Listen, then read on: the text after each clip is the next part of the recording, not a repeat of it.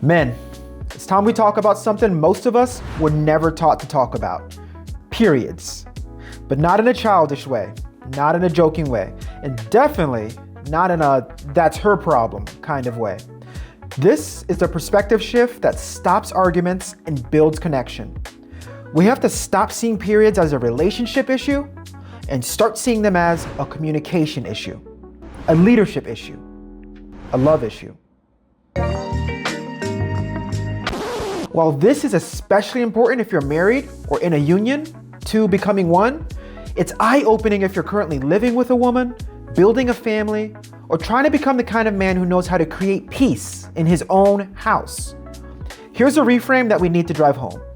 Her cycle is not just something happening in her body, it's something happening in our relationship. It affects our energy, it affects intimacy, patience, conflict, rest, expectations, communication, and emotional safety. And no, that doesn't mean you blame every feeling she has on her hormones. That doesn't mean you start diagnosing her, correcting her, or saying, oh, you must be on your period. That sentence has probably started more arguments than it solved. What it means is that you become aware, you become observant, you become the kind of man who pays attention to patterns without weaponizing them. The big idea. It's our cycle. When I say it's not her cycle, it's ours, I'm not saying that men experience the pain, bleeding, cramps, fatigue that come with menstruation. We don't, and thank God for that. What I'm saying is this: if you're in a committed relationship, the cycle becomes part of the environment that you share. If she's exhausted, the household feels it. If she's in pain, intimacy changes. If her patience is lower, communication needs more care.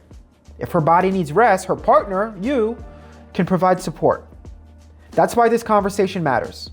A relationship isn't two people living separate lives and occasionally meeting in the middle. A relationship is a shared experience, shared awareness, shared timing, and shared responsibility for the atmosphere of the home. The immature man sees her period as an inconvenience. The disconnected man sees it as her issue. The defensive man sees it as an excuse. But the mature man asks, how can I understand this better so I can love her better? Let's do that. Hey, here's an important disclaimer. This video isn't medical advice. Every woman is different, every body is different, and not every woman experiences the same symptoms.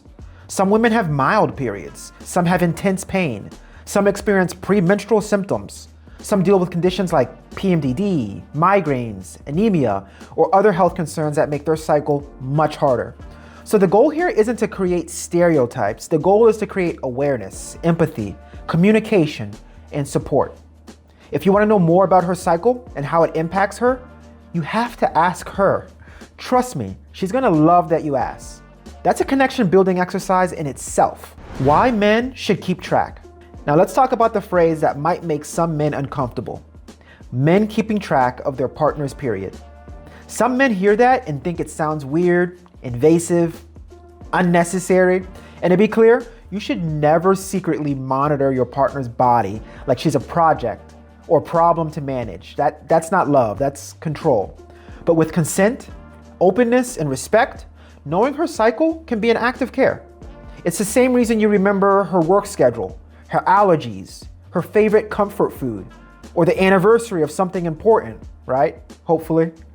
You're not tracking her to police her. You're tracking the relationship rhythm so you can show up better. Imagine this difference. Scenario 1. She's curled up on the couch, irritated, exhausted, and in pain. You walk in annoyed because dinner's not done or the house is not how you expected it to be. You take it personally. She feels judged. The night turns into tension. Scenario 2. You know this week tends to be difficult for her. You walk in and say, hey, I know today might be a low energy day. I've got dinner. Do you want quiet or company? Same house, same woman, same cycle, different man, different atmosphere. That's the power of awareness. Not control, not assumption, awareness. Rule 1, ask for permission. Don't assume access. If you want to be cycle aware, start with a respectful conversation. Not during an argument, not while she's already in pain, not in a way that sounds like you're building a case against her. Choose a calm moment and say something like, I want to understand your cycle better because I realize it affects you. And honestly, it affects us. I don't want to make assumptions or say the wrong thing, but would it feel supportive if I paid attention to the timing so I can be more helpful? Or would that feel intrusive? That question alone communicates maturity. You're not demanding private information. You're inviting collaboration. If she says yes, ask how she wants to share it. Maybe she tells you when her period is coming. Maybe you both use a shared calendar note. Maybe she'd rather you not track anything and just be responsive to what she communicates. Respect that. That still works perfectly. Sometimes even better. Rule 2, track patterns, not personal attacks. This is where men have to be careful. If you track her cycle and then use it to dismiss her feelings, you're doing it wrong. If she says, I feel like you haven't been listening, and you respond, you're just PMSing, you failed the assignment. Cycle awareness should make you more humble, not more arrogant. It should help you ask better questions, not invalidate her. The point is not her feelings are fake because hormones are involved. The point is her body may be under extra strain, so I should communicate with more care. Hormones can influence mood, energy, and stress. But hormones don't make a person's needs meaningless. If anything, the hard days just reveal where the relationship needs more gentleness, better systems, and clearer communication. Rule 3, build a plan. One of the best things a couple can do is create a simple support plan before the difficult days arrive. Don't wait until she's hurting, overwhelmed, or emotionally drained to ask 20 questions. Have the conversation ahead of time. Ask, what usually helps you the most when your period is coming? What makes it worse? Do you prefer comfort, space, affection, all the above? Do you want reminders? Or is that too much? Her answers become your playbook. Maybe she wants heating pads, tea, or chocolate. Maybe she wants physical affection. Maybe she doesn't want to be touched. The loving thing isn't guessing. The loving thing is learning.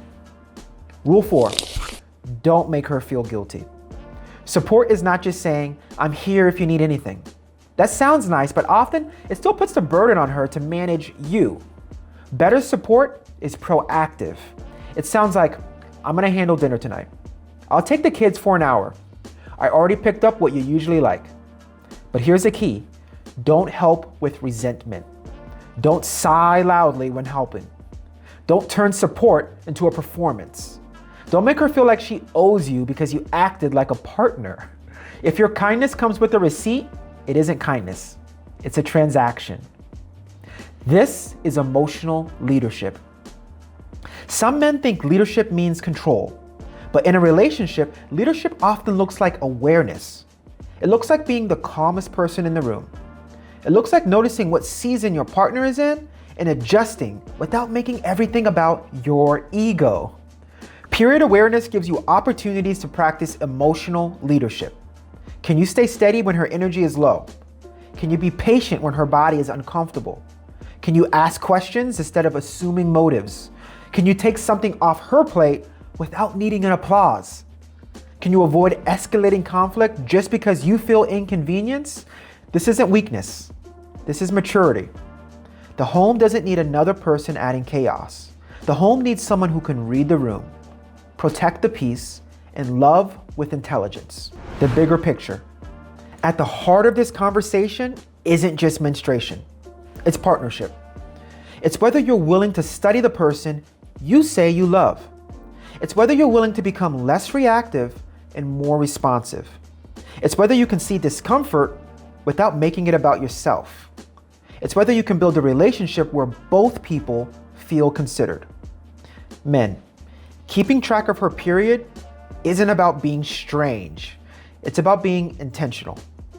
It's about knowing that love isn't only flowers on anniversaries. Sometimes love is remembering she gets migraines before her period. Sometimes love isn't picking a fight when she's exhausted. Sometimes love is buying the product she uses without acting embarrassed. Sometimes love is putting a heating pad on the bed before she asks. Sometimes love is giving her space and not making her feel guilty for needing it. And women, if you're watching this, the goal isn't for men to become mind readers. The goal is for couples to communicate openly. If you want support, teach him what support looks like for you. If something feels intrusive, say that. If something helps, affirm it. The best version of this isn't a man guessing and a woman silently hoping he gets it right. The best version of this is two people building a rhythm together. So here's my challenge to men. Have the conversation. Ask respectfully and then learn her rhythm. Stop treating her cycle like an inconvenience and start seeing it as an invitation to be a leader. You don't have to be perfect.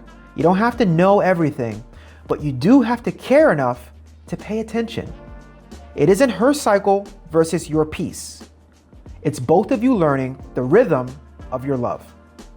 If you want a fuller picture on how to be a better husband every day of the year, make sure to check out my ebook, How to Love Her Like Christ Loved the Church. It'll be the first link in the description. If you appreciate this message or my way of delivering it, do me a favor and give this video a like. And if you want more marriage-saving professional advice, subscribe, and I'll keep that coming to you. If you feel like this video could help someone else, don't be greedy. Sharing is caring. Share this video with them and let them learn something new too. I look forward to catching up with you in the next video, which is coming up now. But until then, God bless you and your family.